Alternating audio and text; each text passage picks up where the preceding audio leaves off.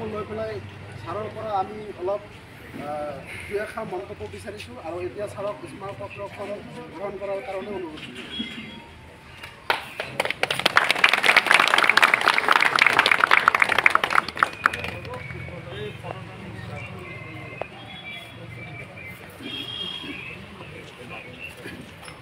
আজি আমাৰ উপস্থিত অস্থায়ী কৰ্মচাৰী নৱকাশ ইউনিয়নৰ সদস্যসকল আপোনালোকৰ এই স্মাৰকপত্ৰখন লৈ মই অসমীয়া উচ্চাৰিত হোৱাতকৈ আপোনালোকৰ যিবিলাক ডিমাণ্ড আছে গতিকে মই কৈ থব বিচাৰোঁ যে আমাৰ কিছুমান লিমিটেশ্যন আছে যিহেতু